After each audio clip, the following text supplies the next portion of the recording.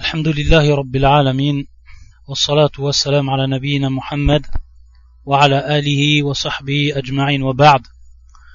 Donc on continue bi'idhnillahi ta'ala l'explication du livre Ahkamu manasik al-hajj wal-umra wa ziyarat al-masjid al-nabawi lil-allama Cheikh al-Islam Ahmed ibn Taymiyyah rahimahullah ta'ala. Donc on était dans ce qui concerne les habits durant al-ihram, ce qui est permis, ce qui est interdit. Donc al-fasl, donc on voit que le cheikh il nous parle en ce moment dans ce chapitre de tout ce qui concerne les habits et al-muhrim, celui qui est en état de sacralisation. Car bien entendu le livre suivant il a été écrit suivant l'ordre de al-manasik, donc des rites que le musulman il fait dans l'ordre au moment où il part de chez lui jusqu'à qu'il termine son hajj complètement, son pèlerinage de manière complète.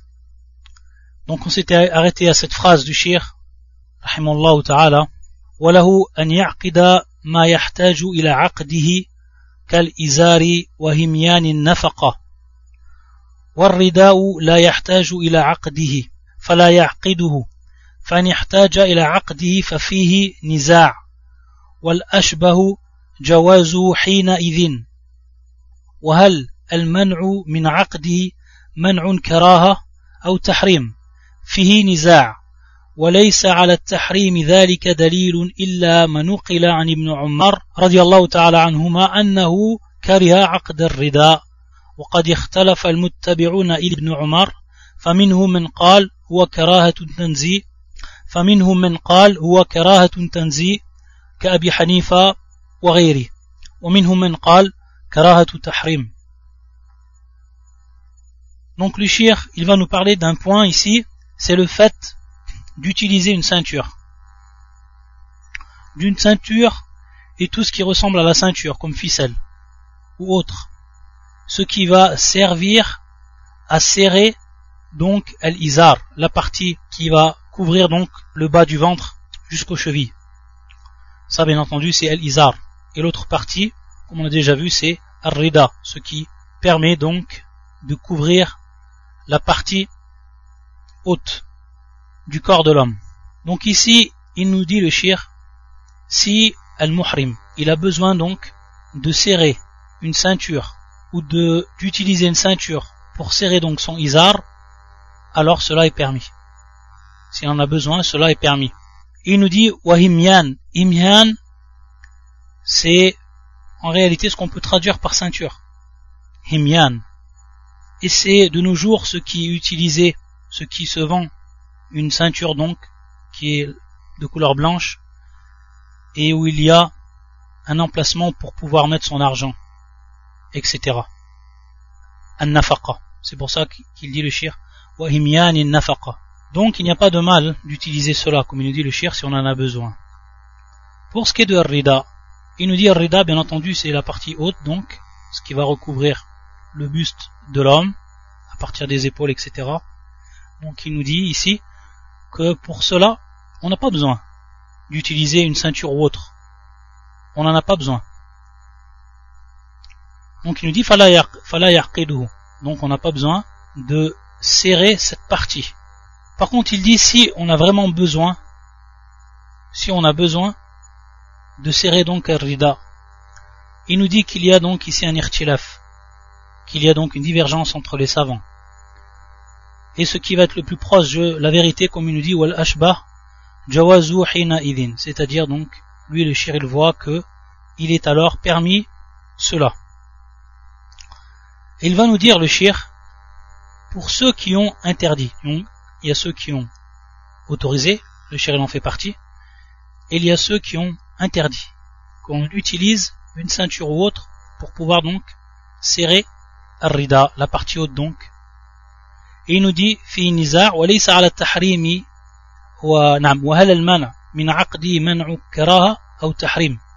Donc on sait que lorsqu'on dit le terme man' qui est ici l'interdiction. Lorsqu'on interdit une chose, on dit mana, du verbe mana'a, يمنع منعا. طيب. On sait que dans le langage conventionnel des salafs, ils utilisaient le terme donc tahrim ou alors man' dans deux cas. Lorsqu'ils voulaient par cela ce qui est détestable, donc karaha, et également ils l'utilisaient dans le cas de ce qui était interdit, bima'na muharram. Donc on voit le terme man', il va prendre ici deux sens. C'est soit donc karaha ou soit tahrim. Soit donc que c'est strictement interdit, ou alors que c'est détestable. Bien entendu, il y a une différence entre les deux compréhensions, car si c'est détestable, la personne, même si elle le fait, il n'y a pas de sentence qui en découle. Et donc il ne tombe pas dans le péché. Par contre, si c'est tahrim, alors là, il y a une sentence qui en découle. Elle tombe dans le péché, car il fait une interdiction, ce qui est totalement interdit dans la religion. Donc il nous dit le cheikh, est-ce que ce qui était présent, ou la parole de ceux qui voient qu'il n'est pas permis de faire cela, est-ce que c'est détestable ou alors strictement interdit? Il nous dit fi nizar. Par contre, il nous dit ici, et c'est ce qui va servir d'argument pour le choix du shir, il nous dit walaysa ala tahrimi dhalika dalilun. Il n'y a pas dans l'interdiction de cela une preuve. Il n'y a donc pas de preuve qui vient du Coran ou de la Sunna qui viennent donc interdire l'utilisation d'une ceinture pour pouvoir donc serrer ar-rida, une ceinture ou autre, parce que ici il emploie le terme an ya'qid, donc c'est comme on a dit, le fait de serrer. Simplement, s'il n'y a pas de dalil du Coran de la Sunna, il y a une parole qui était rapportée d'Ibn Omar, radiyallahu ta'ala anhuma, qui nous précise qu'il voyait que c'était interdit, qu'il était interdit donc d'utiliser toute chose pour pouvoir donc serrer ar-rida. Et bien entendu, ici il va également avoir une divergence pour ceux qui ont suivi dans cette parole Ibn Omar. Est-ce que c'est, comme on l'a dit ici, on a le verbe annahu kariha, bima'na al-karaha. Est-ce que c'est ici karahatu tanzi ou tahrim? Donc al-karaha, soit les min bab al-tanzi, donc c'est ce qui revient à dire que c'est détestable, ou alors ce qui revient à dire que c'est interdit, karahatu tahrim. Donc comme on a vu précédemment, c'est toujours en fait le même istilah qui est utilisé et le même sens qui est voulu. Donc est-ce que Ibn Omar il a voulu par cela que c'est détestable ou alors strictement interdit? Donc ils sont divisés, ceux qui ont suivi cette parole, donc ceux qui ont dit que c'était détestable et qui ont compris la parole de Ibn Omar comme cela, et ceux qui ont dit que c'était strictement interdit, qui ont compris la parole de Ibn Omar comme cela.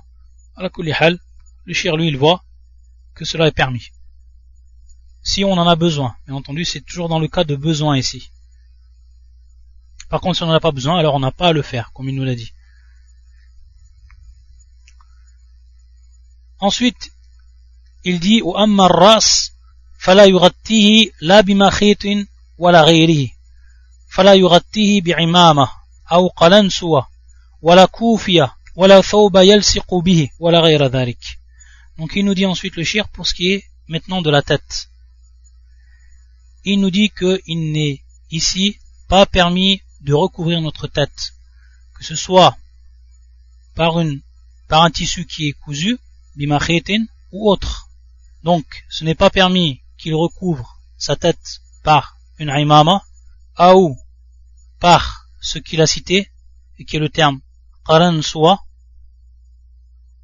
c'est quelque chose qu'il mettait donc sur la tête également, wala kufia également, donc des termes qui sont utilisés ici pour désigner ce qu'utilisaient les gens à son époque pour recouvrir leur tête. Wala thawba yalsiqu bihi, et tout autre habit ou tissu qui va recouvrir donc sa tête. Cela donc n'est pas permis.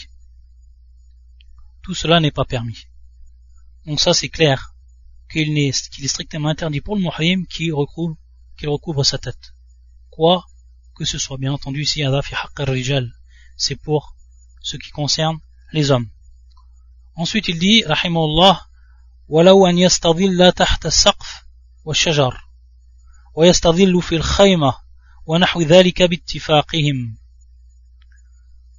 Il nous dit qu'il est permis que al-muhrim il utilise un endroit d'ombre, qu'il se mette donc à l'ombre, que ce soit sous un arbre ou que ce soit pour ce qui va faire figure de toit. Il est permis pour lui de se mettre à cet endroit pour se protéger du soleil, pour se reposer ou autre du soleil. Donc il a le droit, al-muhrim, de se mettre à l'ombre à ces endroits-là. De même pour ce qui est de al-khayma, c'est-à-dire donc à l'intérieur d'une tente. Bittifaqihim. Donc ici, ils sont tous d'accord, les savants, pour cela. Bien entendu, ça va à l'encontre de ce que font les chiites. Les chiites qui voient eux que cela n'est pas permis. وأما الاستدلال donc bien entendu ici bittifaqihim min ahli sunnah, les gens de la sunna. وأما الاستدلال بالمحمل كالمحارة التي لها رأس في حال السير فهذا فيه نزاع. والأفضل للمحرم أن يضحي لمن أحرم له كما كان النبي صلى الله عليه وآله وسلم وأصحابه يحجون. وقد رأى ابن عمر رجلا ظلل عليه فقال أو ذلل عليه فقال أيها المحرم أضحي لمن أحرمت له. ولهذا كان السلف يكرهون القباب على المحامل وهي المحامل التي لها رأس. وأما المحامل المكشوفة فلم كراها إلا بعض النساك وهذا في حق الرجل. Donc le shir nous dit, pour ce qui est de se protéger du soleil, de se mettre à l'ombre en utilisant un parapluie, donc ce qui va faire office de parapluie, il nous dit qu'al-mahara. Al-mahara, c'est en forme de coquillage, c'est ce qu'ils utilisaient pour se protéger du soleil. Il nous dit qu'il y a ici une divergence pour ce qui est des savants, le fait donc de se mettre à l'ombre et de se protéger du soleil par ce qu'on va traduire ici par parapluie, ce qui ressemble donc au parapluie. Il nous dit wal afdal, le mieux pour le muhrim, pour celui qui est en état de sacralisation, an yadhi liman ahrama lahu. An yadhi bima'na an yubriz li shams, c'est-à-dire qu'il laisse sa tête au soleil, qu'il ne protège pas sa tête du soleil. An yadhi liman ahrama lahu. Donc il fasse cela pour celui pour qui il s'est mis en état de sacralisation. Bien entendu Allah subhanahu wa ta'ala. Car il nous dit, dans un premier temps, que le prophète sallallahu alayhi wa sallam et ses compagnons le faisaient de même, c'est-à-dire qu'ils ne se protégeaient pas du soleil, et également par ce qui va être rapporté de Ibn Omar, radiyallahu ta'ala anhuma, dans cette parole de lui, qui est rapportée par l'imam al-Bayhaqi, fi Sunan al-Kubra, et qui est un athar de Ibn Omar qui est authentique, comme l'a authentifié Sheikh al-Albani, comme étant de Ibn Omar. Ibn Omar, il a vu une personne qui se protégeait donc du soleil, donc que ce soit en utilisant, ici ce n'est pas précisé, à la kulli hal, qu'il utilise un tissu ou autre, qui va mettre au-dessus bien entendu de sa tête, bidon an yakun lasq, c'est-à-dire que c'est pas mulsaq bi ra'si, bien entendu, c'est-à-dire donc que ce n'est pas collé sur sa tête, ça bien entendu c'est interdit, on l'a vu auparavant. Donc lorsqu'il a vu cette personne qui se protégeait du soleil de cette manière-là, il lui a dit ayyuha al-muhrim abhi liman ahramta lahu. Abhi, ça c'est ce qu'ont utilisé al-muhaddithun, donc pour ce qui est du tashkil du verbe abhi, et d'autres comme l'a rapporté Ibn Salam fi kitabi Gharib al-Hadith, d'autres savants de la langue qui ont dit idha liman ahramta lahu. Donc la plupart des muhaddithines ils ont dit abhi, et la plupart ou beaucoup des gens de la langue arabe, des savants de la langue arabe, ils ont dit idha. Ala kulli hal ici, avec il faïda. Abhi liman ahramta lahu. Donc il lui a dit découvre-toi, donc laisse ta tête au soleil pour celui pour qui tu t'es mis en état d'ihram. C'est pour ça que les salafs ils détestaient l'utilisation de ce qu'on appelle al-qibab. Al-qibab qui est le pluriel de qubba, que l'on traduit par la coupole, al-mahamil. Donc on voit souvent, dans des anciennes images, lorsqu'ils utilisaient les chameaux, ils mettaient donc au-dessus du chameau ce qui leur permettait de s'asseoir correctement par-dessus le chameau, mais en même temps qui comprenait une sorte de coupole.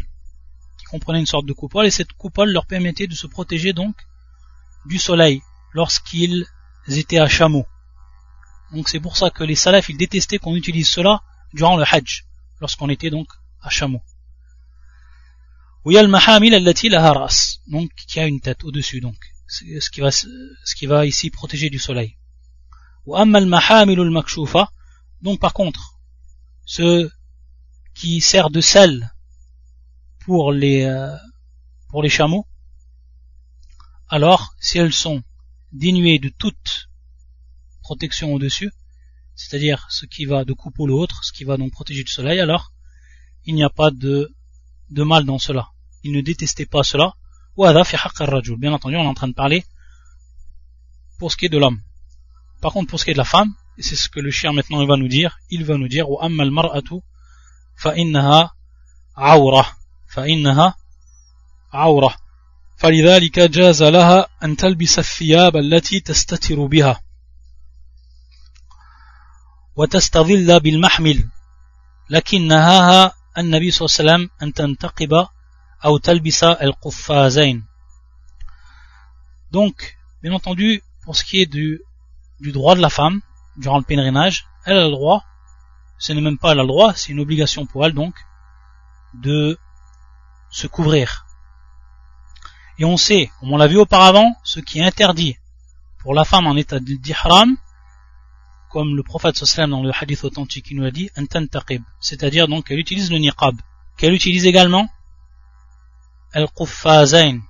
Et il nous dit le shir al-quffazan ghilafun yusna'u lil-yad kama yaf'alhu hamalatul bazza. C'est-à-dire ici, c'est tout simplement donc un tissu qui va recouvrir les mains de la femme, qu'on appelle donc le gant, fait de tissu ou autre, et qui va recouvrir donc les mains de la femme.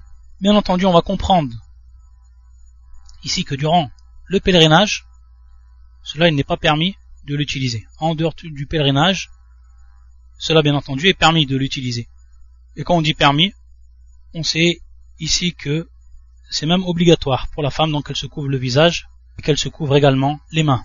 Pour revenir à la parole du shir, il nous dit وَأَمَّا الْمَرْأَةُ فَإِنَّا عَوْرَةٌ. Donc, son corps, c'est une chose qu'elle doit protéger des yeux des hommes. Donc c'est pour ça donc que la femme, dans ce sens, elle est awra. C'est dans ce sens que le shir, il dit cela. Et il dit donc, il lui est permis de porter tout ce qui va protéger, ou va la protéger du regard des autres, et qui va donc la couvrir. Et on voit que les savants, bien entendu, quand on a parlé du niqab, on a bien dit que, même si on en a déjà parlé, on a bien dit que niqab bimarna ici, elle a dit yushaddu ala ra's. C'est-à-dire donc ce tissu qu'on utilise avec lequel on protège et on couvre le visage de la femme, mais qui va être fait de telle manière à ce que la femme va resserrer donc ce tissu par derrière sa tête pour que ce niqab donc il tienne. Principalement il va être fait de 2 ficelles de derrière, et donc ces 2 ficelles elle va donc les joindre et les serrer pour que le niqab il tienne sur la face de la femme. Mais à ce moment-là, ici durant le hajj, c'est strictement interdit. Ce qui veut dire que ce qui est interdit, ce n'est pas le fait que la femme elle couvre son visage, mais le fait qu'elle utilise ce niqab, ou alors le voile avec lequel elle va serrer sa tête. Taïb, c'est ce qui est interdit. Par contre, comme on l'a dit, le fait qu'elle utilise un voile qu'elle va mettre par-dessus sa tête, taïb, et où il n'y a pas ici donc ce qui va resserrer sa tête, alors cela c'est permis. Et c'est ce qu'on appelle le sadl.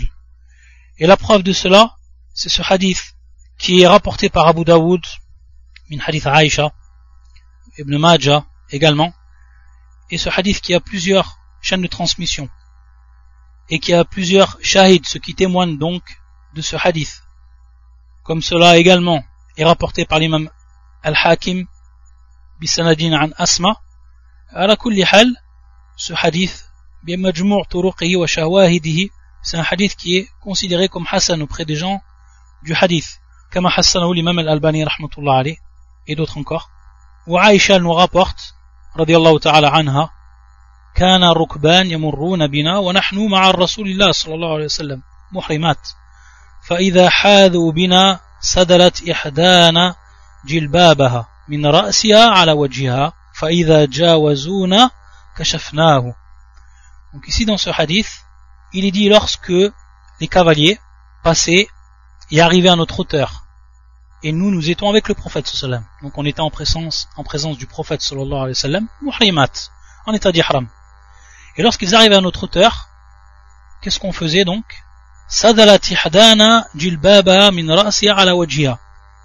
C'est-à-dire qu'elle faisait donc tomber ce tissu sur sa figure. Donc, elle le faisait retomber de sa tête sur sa figure.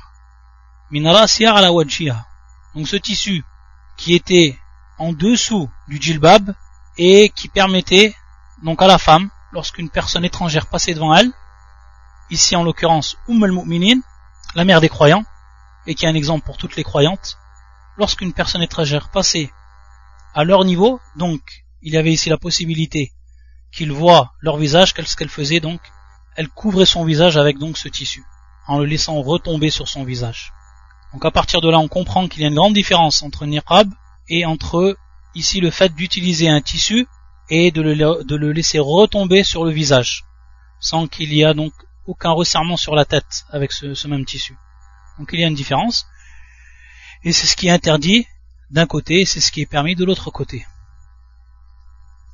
Une parenthèse qui est faite, c'est malheureusement ce que l'on voit parmi les musulmanes lorsqu'elles viennent faire le pèlerinage. Wallah al-musta'an. Des femmes dont on voit apparaître pour certaines d'elles leurs chevilles, dont on voit apparaître pour certaines d'elles leurs cheveux, dont on voit apparaître pour certaines d'elles une partie de leur poitrine. Riyadan billah. Et ça, bien entendu, c'est un grand mal. Et encore plus pour la femme, bien entendu, qui est en état de ihram. Et c'est pour ça qu'on voit que l'imam al-Nawawi, fi kitabihi al-Idah, il voyait que si une femme laissait en apparence un seul cheveu parmi ses cheveux, son hajj il était annulé. Son hajj il était annulé. C'est pour ça qu'il dit, on va reprendre même un nas ici, la parole même de l'imam al-Nawawi fi kitabihi al-Idah. Il dit, ومن طافت من النساء الحرائر مكشوفة الرجل أو شيء منها أو طافت كاشفة جزءا من رأسها لم يصح طوافها حتى لو ظهرت شعرة من شعر رأسها أو ظفر رجلها لم يصح طوافها لأن ذلك عورة منها يشترط ستره في الطواف كما يشترط في الصلاة وإذا طافت هكذا ورجعت فقد رجعت بغير حج صحيح لها ولا عمرة. Donc cette parole qui nous dit, l'imam al-Nawawi, il dit la personne donc, ou la femme, bien plus précisément, la femme libre qui fait le tawaf alors qu'elle a ses pieds qui sont makshoufa, qui sont découverts, ou alors une partie de sa tête qui est découverte. Et il nous dit ici le shir, jusqu'à même un cheveu parmi ses cheveux qui serait découvert, ou alors un ongle parmi ses pieds qui serait découvert. Alors, à ce moment-là, il dit, son tawaf, il est batil. Et il dit, donc, comme cela est une condition de couvrir, que ce soit donc durant le tawaf ou que ce soit durant la prière, il nous dit, si cette personne-là, si cette femme-là, elle retourne, alors qu'elle a fait cela, elle retourne donc sans avoir un pèlerinage qui est authentique. Bien entendu, ici, l'imam al-Nawawi, il est ensuite revenu, parce qu'on va voir que dans certains livres, il va revenir sur cette parole en disant que ce qui annule le hajj, c'est uniquement al-jima', c'est bien entendu l'acte, la relation sexuelle, comme on l'a déjà vu. Taïb, ou comme cela est cité par l'imam al-Nawawi dans son livre Sharh al-Muhadhab. Ala kulli hal ici, simplement pour prouver donc jusqu'à quelles paroles ont été certains savants parmi les grands jurisconsultes. Ici, c'est tout simplement pour prouver que c'est un acte qui est muharram, c'est un acte où il y a un grand mal. C'est pour ça donc que la femme, elle doit faire très attention à cela. Et elle doit être pieuse dans cela, c'est-à-dire dans ses habits. Que ce soit donc durant l'ihram, donc à plus forte raison durant l'ihram, mais également en dehors de l'ihram. Donc al-hadar, que la femme fasse attention, qu'elle ne tombe pas dans ce mal-là, et qu'elle soit pieuse, qu'elle fasse preuve de taqwa envers Allah subhanahu wa ta'ala, pour que ses adorations soient acceptées, et pour qu'elle fasse partie des femmes dont leurs actes sont acceptés. Ensuite le shir il dit ولو غطت المرأة وجهها بشيء لا يمس الوجه جاز بالاتفاق وإن كان يمسه فالصحيح أنه يجوز أيضا ولا تكلف المرأة أن تجافي سترتها عن الوجه لا بعود ولا بيد ولا غير ذلك فإن النبي صلى الله عليه وسلم سوى بين وجهها ويديها وكلاهما كبدن الرجل لا كرأسه وأزواجه صلى الله عليه وآله وسلم كنا يسدلن على وجوههن من غير مراعاة المجافاة ولم ينقل أحد من أهل العلم عن النبي صلى الله عليه وسلم أنه قال إحرام المرأة في وجهها وإنما هذا قول بعض السلف لكن النبي صلى الله عليه وآله وسلم نهاها أن تنتقب أو تلبس القفازين كما نهى المحرم أن يلبس القميص والخف مع أنه يجوز له أن يستر يديه ورجليه باتفاق الأئمة والبرقاع أقوى من النقاب. طيب. Ensuite le shir il nous dit ici il est toujours en train de parler de couvrir le visage de la femme. Il nous dit donc durant l'état d'ihram si la femme elle utilise quoi que ce soit, donc bien entendu dans la plupart des cas c'est le tissu, pour couvrir son visage, et que cette chose la yamus al-wajh, c'est-à-dire qui ne se colle pas au visage, alors cela est permis. Qui n'effleure pas le visage, alors cela est permis. Bil ittifaq, c'est-à-dire tous les gens de science sont d'accord que cela est permis pour la femme qui est en état d'ihram. Bien entendu, lorsqu'il parle que cela est permis, il n'est pas entré dans pour ce qui est de l'obligation, ou alors al-mandoub, mais il est en train de parler bien entendu que c'est permis pour prouver que cela, il y a donc ici lieu de consensus, un ittifaq chez les gens de science. Pourquoi? Parce qu'il nous dit c'est-à-dire maintenant si ce voile ou ce tissu va effleurer et va se coller donc au visage de la femme, est-ce que cela est permis ou pas? Il va nous dire فَالصَّحِيحُ أَنَّهُ يَجُوزُ أَيْضًا. فَالصَّحِيح, ce terme, on va comprendre, qu'on traduit donc que cela est authentique, que cela donc est valable, ici.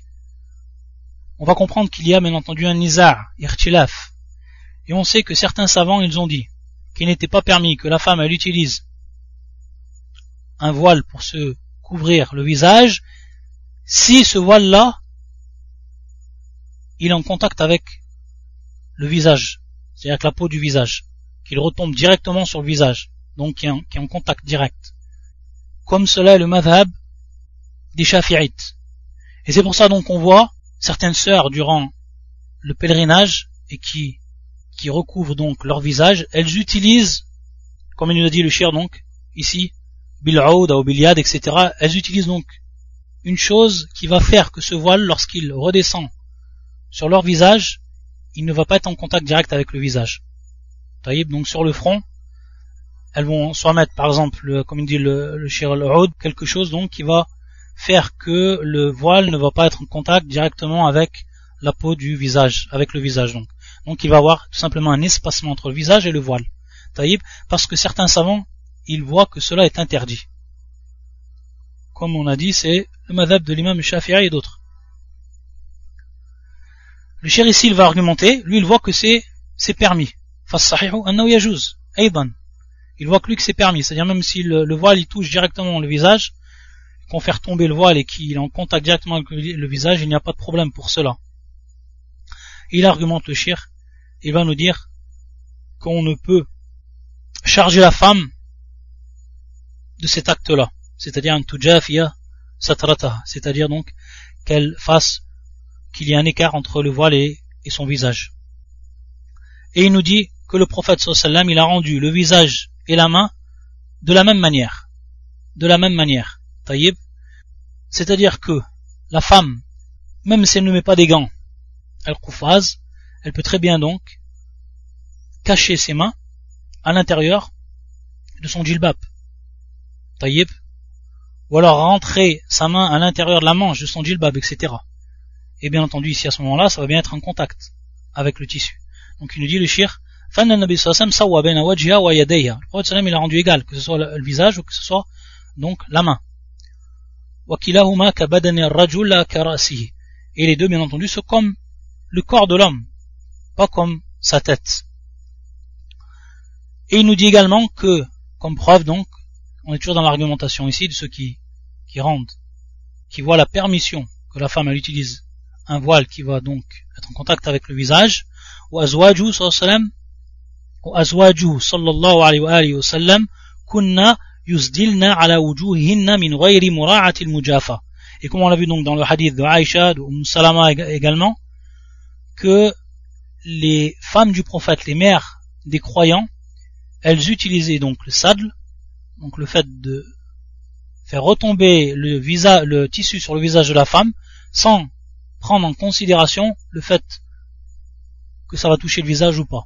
Sinon, ça aurait été bien entendu précisé dans le hadith, ça aurait été précisé par les femmes du prophète sallam. Et en l'occurrence, ici Aïcha, également Salama, celle qui rapporte cet acte qu'elle faisait donc, en présence des étrangers, comme on l'a vu dans le hadith précédent. Et il nous dit également que personne parmi les gens de science ont rapporté que le prophète sallam a dit ihramul mar'a fi wajhiha, que donc la sacralisation, l'ihram de la femme, c'est dans son visage. Il nous dit uniquement cela est la parole de certains des salafs. Et comme cela est venu fi sharh al-umdah annahu min kalam ibn Umar, c'est-à-dire certains savants ont rapporté que cette parole est la parole d'Ibn Umar, mais pas la parole du prophète sallallahu alayhi wa sallam. Wa innama hadha qawlu ba'd as-salaf. Par contre, le prophète sallam a interdit, comme il nous dit le shir, le prophète sallam a interdit que la femme elle utilise donc un niqab et qu'elle utilise également les gants. Comme il a interdit au muhrim, donc l'homme, qu'il utilise le qamis, qu'il utilise également le khuf. Alors que l'homme également, il peut, s'il veut, protéger donc ses mains, protéger également ou recouvrir ses mains et recouvrir également ses pieds.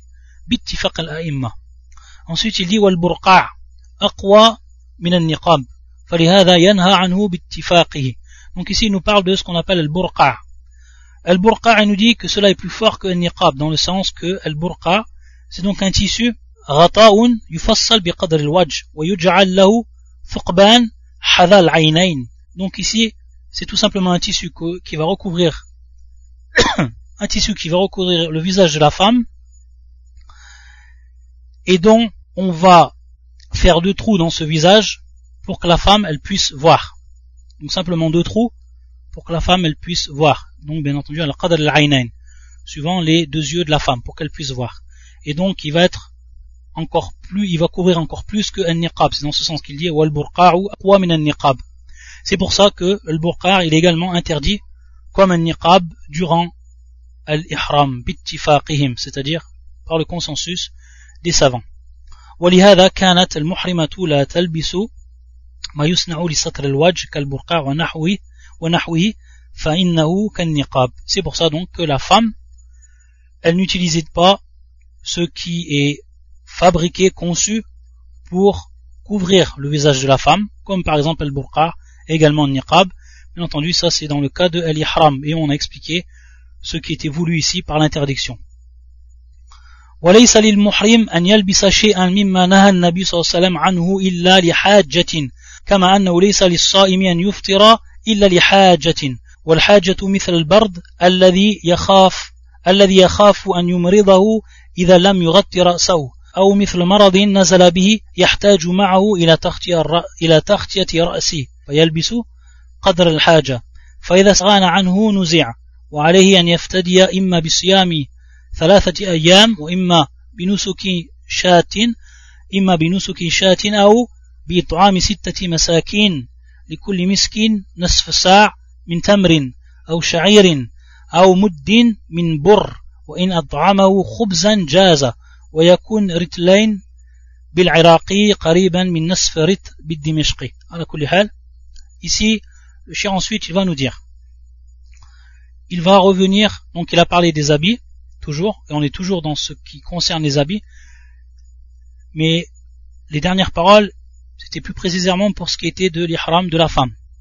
Ensuite, de manière plus générale, et ici concernant donc l'homme, il va nous dire que le muhrim, il ne doit pas se vêtir de ce que le prophète sallallahu alayhi wa sallam a interdit, sauf dans un cas de haja, dans un cas de nécessité. Et il nous dit ici, le cheikh, le cas de nécessité, c'est comme la nécessité que le jeûneur, il éprouve lorsqu'il doit rompre son jeûne. C'est la même chose. Il nous donne des exemples de cette nécessité. Et il nous dit comme un froid dont le muhrim, il aurait peur qu'il l'atteigne et qu'il l'onque sur la cause de sa maladie, s'il ne couvre pas sa tête. Donc si un froid, comme un courant d'air, il se trouve dans un endroit où il y a un courant d'air qui est très fort, et donc à ce moment-là il ne se couvre pas sa tête, il a très peur qu'il attrape froid. Taïeb. Donc à ce moment-là, il lui est permis de se couvrir la tête.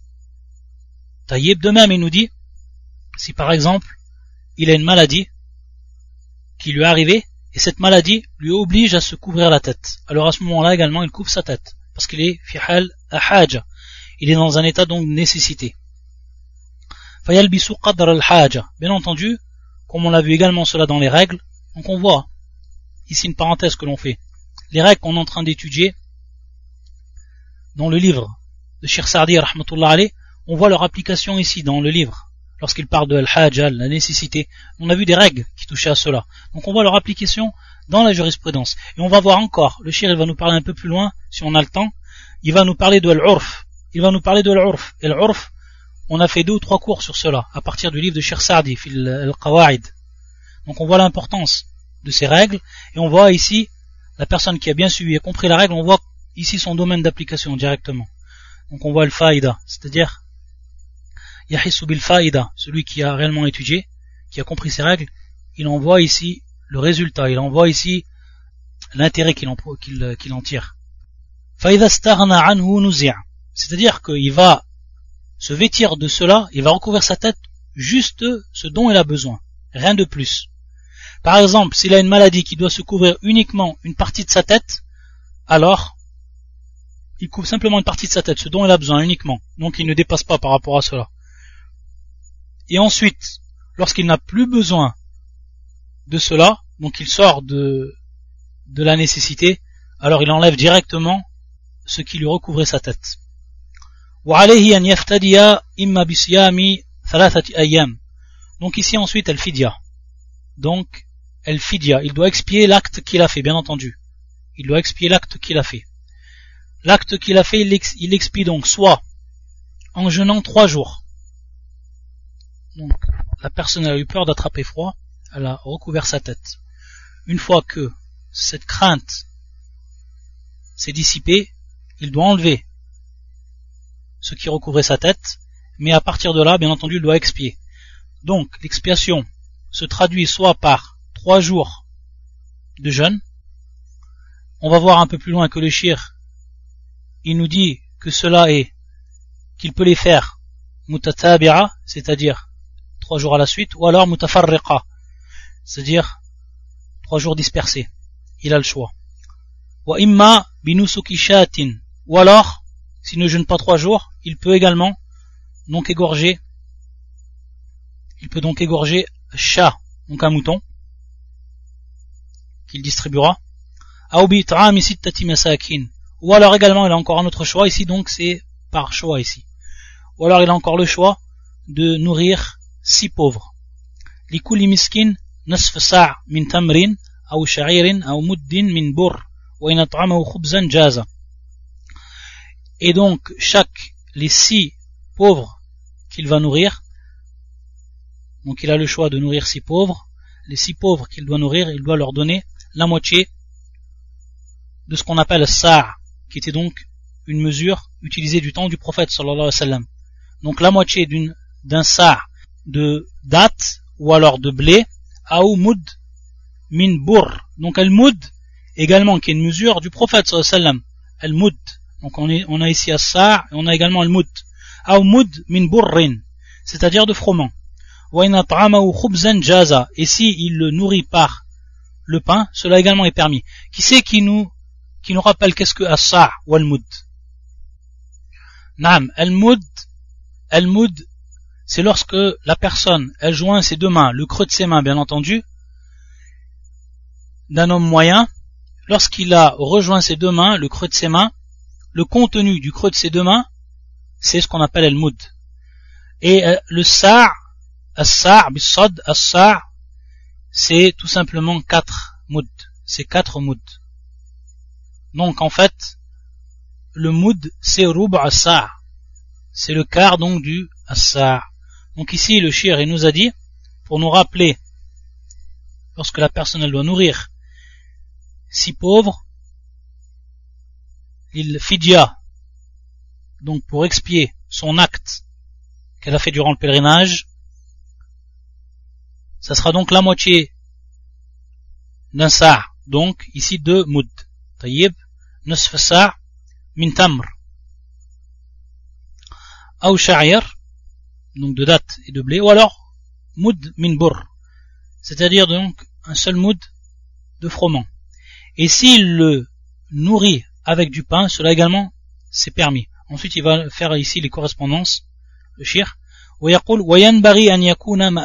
C'est-à-dire ce pain qu'il va donner, yanbari, c'est-à-dire qu'il est très recommandable qu'il ajoute à ce pain un mets, qu'il ajoute à ce pain un mets quelconque, mais un mets en plus. Donc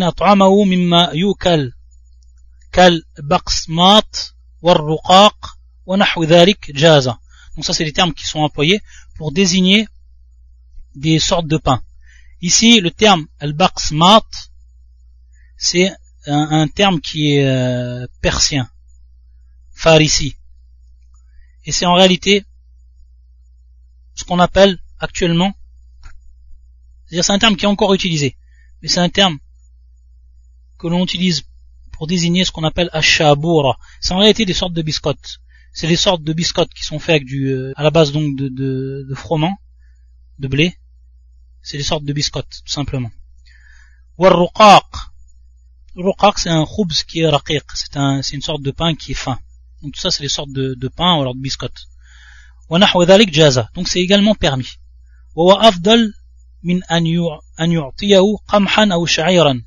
وكذلك في سائر الكفارات إذا أعطاه مما يقتات به مع أدمه فهو أفضل. C'est-à-dire le shir nous dit qu'il est même préférable qu'il donne cela au lieu qu'il donne tout simplement du blé, c'est-à-dire le blé en bilhubub, c'est-à-dire le blé en grain, ou sha'ir. Il est mieux donc qu'il lui donne un plat qui va être prêt, que ce soit donc du khubz mélangé avec un mets, et qui lui le donne donc directement.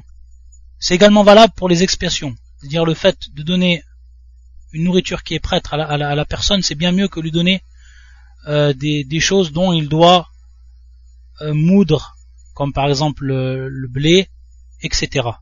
Taïb, c'est pour ça qu'il dit ensuite afdal min an yu'tiyahu habban mujarradan idha lam yakun 'adatuhum an yathhanu bi aydihim ويخبزوا بأيديهم والواجب في ذلك كله ما ذكر الله تعالى بقوله. Donc ici il est bien meilleur et bien plus profitable pour le pauvre qu'il reçoit donc un mets qui va être prêt, taïb, que ce soit de khubz ou autre, si bien entendu à une condition. Il nous dit le shir, si il n'est pas de l'habitude des gens qui vont recevoir cette nourriture, s'ils n'ont pas l'habitude bien entendu de moudre le blé, etc. S'ils ont l'habitude, alors il n'y a pas de mal à donner en blé directement. Et il nous dit donc al-wajib, ce qui est à la kulli hal ici, l'obligation même, donc il revient à l'obligation même, al-asl, la base même, c'est ce que nous rappelle Allah Azza wa Jal fi surat al-Ma'ida, qui est le verset 89, où Allah Azza wa Jal yaqul it'amu 'ashrati masakin min awsat ma tut'imuna ahlikum aw kiswatuhum. L'expression sera de nourrir des pauvres de ce dont vous nourrissez normalement vos familles, ou de les habiller ou de libérer un esclave. Donc il nous dit le shir, فَأَمَرَ اللَّهُ تَعَالَى بِإِطْعَامِ الْمَسَاكِينَ مِنْ أَوْسَاطِ مَا يُطْعِمُ النَّاسُ أَهْلِيهِمْ. C'est-à-dire ici, lorsqu'on nourrit nos familles de manière tout à fait normale, c'est ce qui est voulu ici, c'est ce qui est le wajib, qu'on donne donc la même à ces pauvres-là. Bien entendu ici, le verset il est pour ce qui est de kafaratul yamin, taïb, donc l'expression du serment. Ça bien entendu c'est ce qui concerne le verset. Mais bien entendu le shir il nous a dit wal wajib pour tout ce qui est des al-kafarat, des expiations. Taïb. Donc ensuite il dit, le shir, qu'Allah Azzawajal a obligé qu'on nourrisse ces pauvres-là avec ce dont on nourrit nos propres familles de manière normale, sans exagération et sans être avare. وقد تنازع العلماء في ذلك هل ذلك مقدر بالشرع أو يرجع فيه إلى العرف وكذلك تنازعوا في النفقة نفقة زوجة والراجح في هذا كله أن يرجع فيه إلى العرف فيطعم كل قوم مما يطعمون أهليهم. Donc il nous dit ici que les savants ils se sont divisés pour ce qui est de savoir lorsqu'on donne aux pauvres, que ce soit donc durant l'expiation, durant le pèlerinage ou en dehors du pèlerinage, comme par exemple kafaratul yamin. Est-ce que cela est muqaddar bishara? Est-ce que cela donc est prédéterminé par la législation, ou alors que cela revient à ce qu'on appelle al-urf? Donc on voit ici un terme qu'on a déjà étudié d'après le livre de Al-Qawaid al-Sa'diyya. Donc est-ce qu'on utilise ici dans un premier temps, est-ce que c'est prédéterminé par la législation, ou alors est-ce qu'on revient ici à l'urf, donc ce que les gens ils se nourrissent de manière habituelle, que ce soit à une période bien précise, que ce soit dans un pays bien précis, dans une contrée bien précise, etc. Donc le shir il va voir que ar-rajih, la parole la plus forte et l'avis le plus solide ici, c'est qu'on fait revenir cela à al-urf, c'est-à-dire donc que cette expiation qui va se traduire par la nourriture de ces pauvres, cette nourriture-là, on revient à al-urf pour la déterminer. Al-urf qu'on traduit par l'habitude, etc. Et ensuite il nous dit وَلَمَّا كَانَ كَعْبُ إِبْنَ عُجْرَةٍ وَنَحْوَهُ يَقْتَاتُونَ التَّمْرَ أَمَرَهُ النبي صلى الله عليه وسلم أن يطعم فرقا من التمر بين 6 مساكين والفرق 16 رطلا بالبغدادي وهذا الفدية يجوز أن يخرجها إذا احتاج إلى فعل المحظور قبل وبعده ويجوز أن يذبح النسك قبل أن يصل إلى مكة ويصوم الأيام 3 متتابعة إن شاء ومتفرقة إن شاء فإن كان له عذر أخر فعلها وإلا عجل فعلها وإذا لبس ثم لبس مرارا ولم يكن أدى الفدية أجزأته فدية واحدة في أظهر قولي العلماء. Donc ici le shir, comme on l'a dit auparavant, il va nous parler de plusieurs choses pour ce qui est de l'expiation. Ici il nous dit, c'est pour ça que Ka'b ibn Ujra, on sait que Ka'b ibn Ujra, c'était un sahabi qui a fait le pèlerinage avec le prophète sallallahu alayhi wa sallam, et il lui est advenu une maladie. Lorsqu'on l'a, comme cela est rapporté par l'imam al-Bukhari et l'imam Muslim dans leur authentique, lorsqu'on a conduit Ka'b auprès du prophète sallallahu alayhi wa sallam, et il avait sur sa tête des poux, il avait tellement des poux que ça se voyait, ces poux, qui sautaient sur ses cheveux. Donc il avait une maladie. Et donc le prophète sallallahu alayhi wa sallam, il lui a dit donc de raser sa tête. Bien entendu c'est interdit pour ce qui est de l'muhrim de raser sa tête lorsqu'il est en état d'ihram. Donc il lui a dit donc de raser sa tête, et ensuite il lui a dit sum thalathat ayyam ou at'im sittata masakin li kulli miskin nisf sa' min ta'am wa haliq ra'sak. Donc il lui a dit donc de jeûner 3 jours, ou alors de donner à manger à 6 pauvres, et pour tout pauvre nisf sa', c'est-à-dire donc qu'il donne la moitié d'un sa'. Taïb.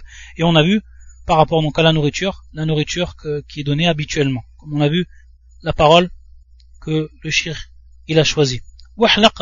Et ensuite il lui a dit donc de raser sa tête. Donc à partir de là, le shir il nous dit, lorsque les gens à ce moment du temps du prophète sallallahu alayhi wa sallam, ce qu'ils utilisaient le plus comme aliment c'était at-tamr, alors il lui a dit de donner faraqan min tamr. Faraq qui est encore une mesure ici. dont le cheikh nous donne l'équivalent, ala kulli hal, min tamr, bayna sittati masakin. Donc comme cela est rapporté dans certaines versions. Ensuite, dans la version même de l'imam al-Bukhari, où il dit Soum thalathat ayam ou tasaddaq bi faraqin bayna sittatin aw unsuk bima tayassar. Naam, et le cheikh donc il prend cela comme preuve pour dire donc que l'on revient ici à l'urf. Également, il nous dit le cheikh que al-fidya, d'après ce hadith, que al-fidya, il est permis qu'on la sorte, donc cette expiation, il est permis an yukhrijaha, qu'il la sorte lorsqu'il en a besoin. Lorsqu'il a besoin de faire l'acte qui est donc interdit, mahdhur, que ce soit avant ou après.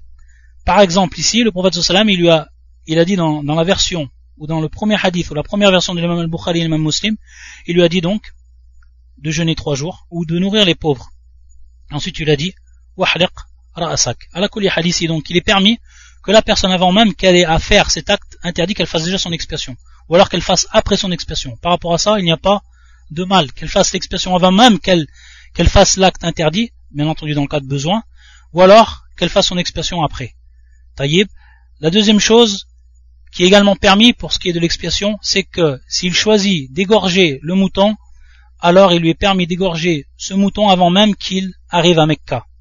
Et ensuite, ce qu'on a déjà dit, le troisième point ici qui est permis pour ce qui est de l'expiation, c'est lorsqu'il choisit de jeûner 3 jours, il jeûne ces jours de manière suivie ou alors de manière dispersée. Et également, une dernière chose que le shir il cite ici, un point de jurisprudence et dont il y a divergence chez les savants, et lui, il va nous donner son choix, Cheikh al-Islam ibn Taymiyyah, si la personne, à titre d'exemple, il faut qu'elle recouvre sa tête plusieurs fois. C'est-à-dire qu'elle fait ce qui est à la base interdit pour un besoin, mais qu'elle doit le faire plusieurs fois. C'est pour ça qu'il dit وَإِذَا لَبِسَ ثُمَّ لَبِسَ مِرَارًا, qu'il s'habille ou qu'il recouvre plusieurs fois.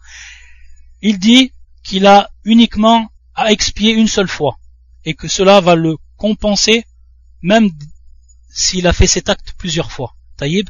Et ça, bien entendu, il dit, c'est la parole qui est la plus apparente parmi les deux avis des savants, c'est-à-dire la parole la plus forte, et c'est celle qui est choisie par le cheikh ici. C'est-à-dire que la personne, si elle fait plusieurs fois l'acte qui est haram, une seule fidya, c'est-à-dire donc une seule expiation lui suffira. Taïb. Ensuite, il y a une nouvelle fasl, un nouveau chapitre, qui est toujours dans l'ihram, qui sera talbiya. On commencera la semaine prochaine, Inch'Allah. Subhanaka wa bihamdika. Ashhadu an la ilaha illa anta, astaghfiruka wa atubu ilayk.